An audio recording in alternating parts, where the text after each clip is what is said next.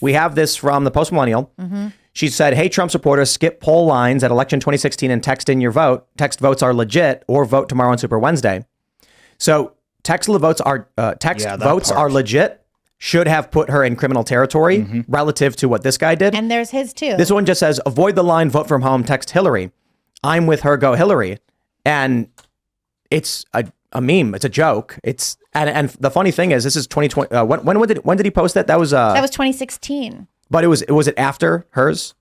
Christina Wong? I don't know the She said text votes are legit. Right.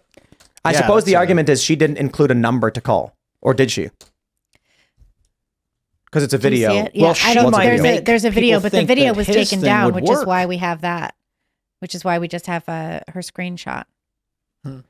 But yeah, so he posted this. The Department of Justice claimed that it was an ad instead, and didn't acknowledge that it was a meme. Accused him of conspiracy against rights, which is, of course, what Donald Trump is being accused of by the DOJ right now over January 6th. He was convicted of essentially election interference, and he's supposed to spend 7 months in prison over this. We actually got a message from a fact checker today being like, can you provide any evidence for your claim that he's being sentenced to 7 months in prison over a meme? And it's like, why, yes, we can provide all of the documentation that we have, as well as the Department of Justice press release about the conviction in the first place that says he posted this ad and it was investigated by the FBI.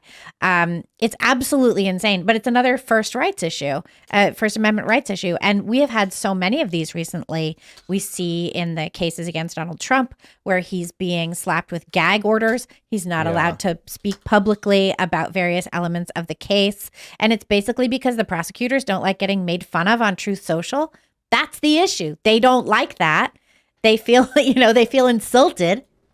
When did they actually file this? Because it was from the 2016 election. Oh, it was from the 2016 election. It's a meme about it, but does it say they didn't even file a complaint until 2021? So they waited until after 2020 to go after him, like after the whole election stuff that went on with Trump. For something, it didn't even affect the 2016 election. It didn't they punished even him for affect the 22 or the 2020 election, which is interesting, which is dangerous too, which means they're hunting people down from the old school Trump era. People that helped Trump get elected the first time, they're going after them even now. It's also like out of pardon territory. Yeah. Like just in case. Yep. Yeah, it was USA Today that reached out to us. But what, let's see, when did they do it? They just spoke about the sentencing, and they said that as proven at trial by 2016, Mackey had established an audience on Twitter with approximately 58,000 followers. A February 2016 analysis by the MIT Media Lab ranked Mackey as one of the most significant influencers on the then upcoming presidential election. So they were using that against him, like the fact that he had a platform, the fact that he had a lot of followers. His platform followers follow him because he makes memes, probably. Because he makes memes. Would they be voting for Hillary by text? Right. Yeah. It's a bad argument. And we had to explain the joke to the fact checker. We had to be like, the joke was... But these are these are contemporary political cartoons. That's what's going on here. Right. So the point is, this guy's followers are not voting for Hillary at all. Right. Right. Exactly. Well, and he needs to go to jail. And now he's going to go to jail. What they said, for example, on November 1st, 2016, in or around the same time that Mackey was sending tweets suggesting the importance of limiting Black turnout. So they're using a racial thing. The defendant tweeted an image depicting an African-American woman standing in front of an African Americans for Hillary sign. The ad stated, avoid the line, vote from home. And they say that that's deceptive, and they're using that racial thing as though that like somehow makes it It's kind of like a different argument than the one that they're trying to use. It's exactly. Yeah. So, yeah. And then they complain that he also tweeted the same image in Spanish. But I mean, that's actually kind of funny. Maybe the only one they have. It's amusing. Yeah. It's amusing. So, I think what is happening to Timcast over this Fox News thing, that's definitely a 1A thing. Well, I was thinking about it too. And it's this like, Mackey thing. If you just muted the video and had the transcript, it would be like 80%. It would be, you could not even get the debate through that. It would be mostly commentary and jumbled words around I mean, you wouldn't be able to. Yeah, like It's not the same thing at all. Yeah, the transcript of what we said. Right. Yeah. Right. Yeah, definitely. Because we were Right, and the people who are like, I can't hear what they're saying. I'm like, then go watch the debate, I guess. Right. Yeah, Well, right. yeah.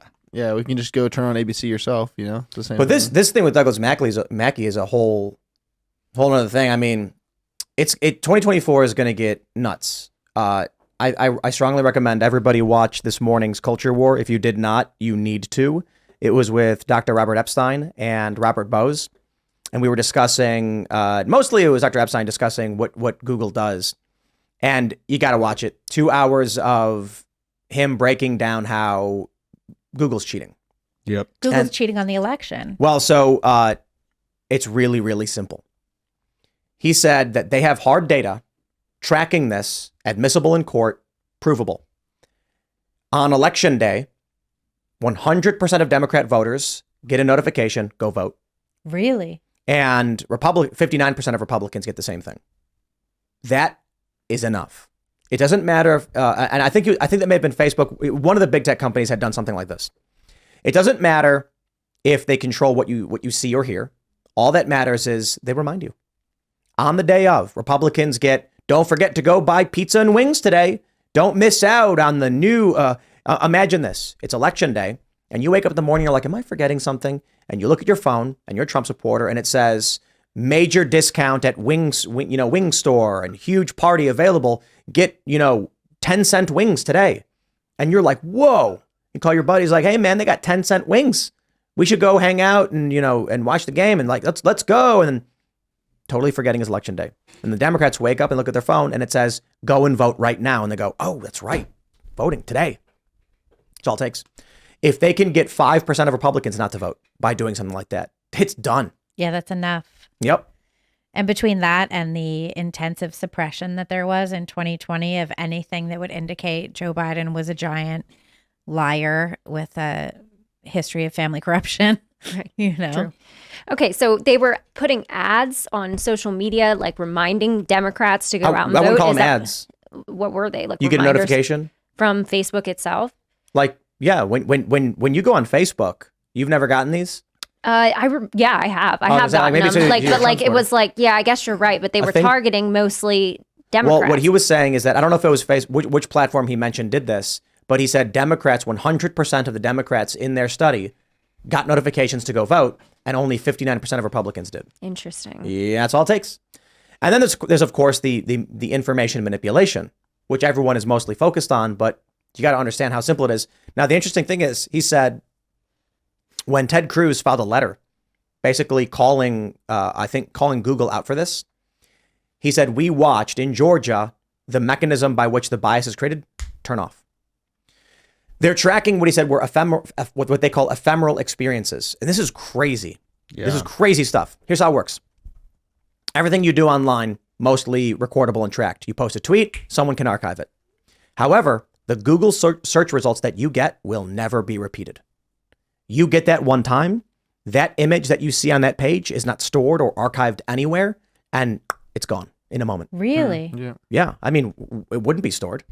No, but So- yeah, I remember realizing how crazy it is that my Google search results for the exact same search terms were different than somebody else's. And they'll be different for you the next time you do it. Yeah. And so with that, Why is that? Why did he say that was?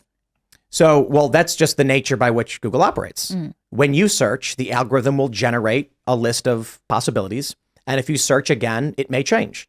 This is But why because libraries these and things- card catalogs were so Because these things are ephemeral, what happens is Google, I suppose the argument is, you can search for Donald Trump. Google can send you the most insane things ever. Trump is Hitler, Trump is evil. Right. And then you're like, oh my God. No one saw that it happened. You will never see it again, and you can't prove it. So they thought this data is not being tracked, but it's manipulating people's perception. So what he started doing, what they do now is they have a whole bunch of volunteers, tens of thousands, I think, 12,000 or whatever, and they actually track all the searches and everything everyone's seeing, and they've actually created a database proving the bias and tracking it in real time. So when Ted Cruz sent this letter, he watched the lopsidedness of Democrats being given positive information, Republicans being, negative information. Then Ted Cruz sends a letter and it's gone. And I think Zach Voorhees, a whistleblower who came out to Veritas, made a similar argument. As a sync book is right. Yeah, it's on your. Made a similar argument that Google can turn it off and on and manipulate elections and all that. So, yeah, that's No, it's it'll true. be interesting next year what happens. They pick what goes at the top, and you can't tell me they don't, because what's really weird too no. is Douglas Murray's Madness of Crowds has a whole chapter about how when you type in like married couple, it will show you like 2 men and a baby or something weird or different interracial couples. Yeah. It's kind of like agenda driven in the. Yeah, you think. very I haven't weird. seen a commercial with all white people stink in bugs it since coming the to me. Canadian suicide commercials. Like Those are- and the yeah. and the army ones recently are coming out. They're white, but there is absolutely an agenda behind everything because radical leftists run Silicon Valley. They run the big tech industries. They run pretty much everything. That's why it was so important when Elon Musk took over Twitter. It was like one of our guys like taking over like a giant and kind of leveling the playing field. And that's what we have to do. We have to continue to build. We have to continue to start like a hostile takeover of these tech companies. Well, or the parallel economy, which I think is Like, so yep, great, you yep. know, to see alternative ways like, you know, the company that Tim was just highlighting at the top, the cool wood products. Yep. Don't buy them from IKEA, buy them from this guy. You know, I think that's a better way to go. Thanks for watching this clip from the Timcast IRL podcast. Hang out with us live Monday through Friday at 8 p.m.